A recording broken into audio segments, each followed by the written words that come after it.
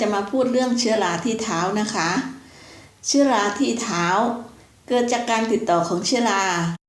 ที่สามารถติดต่อได้ผ่านทางมนุษย์สู่มนุษย์สัตว์เลี้ยงมาสู่มนุษย์และจากดินหรือสิ่งแวดล้อมมาสู่มนุษย์โดยสาเหตุหลังสามารถเกิดขึ้นได้บ่อยที่สุด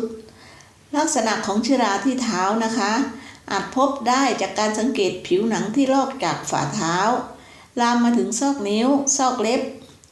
โดยผู้ป่วยที่พบบ่อยที่สุดมักเป็นผู้สูงอายุรองลงมาคือผู้ที่อยู่ในสภาวะแวดล้อมที่ไม่เหมาะสมเช่นการสวมรองเท้าที่อบเท้าจนชื้นตลอดเวลาการทำงานที่เท้าต้องอยู่ในความชื้นตลอดวันรวมไปถึงคนที่มีภูมิคุ้มกันร่างกายอ่อนแอนะคะสัญญาณที่ผมบอกว่าท่านเป็นเชื้อราที่เท้านะคะให้สังเกตเล็บหนาขึ้นเล็บจะเปลี่ยนสีผิวหนังที่ฝ่าเท้าจะหนาขึ้นและผิวหนังที่ฝ่าเท้าจะลอกนะคะลอกแตก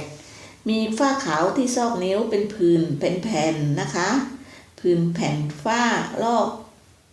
การรักษาโรคเชื้อราที่เท้าทำได้โดยการทานยาการใช้ยาทาเฉพาะที่หรือใช้อุปกรณ์อื่นๆเช่นการเกี่ยวเล็บการใช้เลเซอร์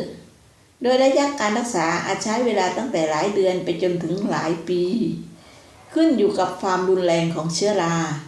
การตอบสนองของเชื้อราต่อยาที่ใช้รักษารวมไปถึงสุขภาพของเท้าและเล็บของแต่ละคนด้วยนะคะ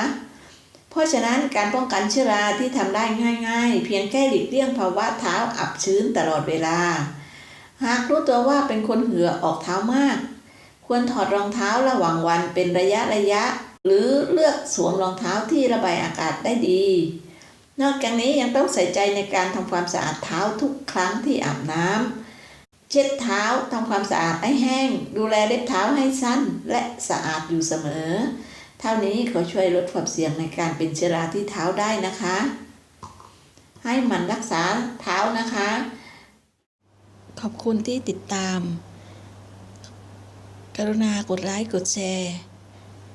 กดติดตามด้วยนะคะขอความสวัสดีมงคลจงบังเกิดแต่ท่านทุกท่านค่ะ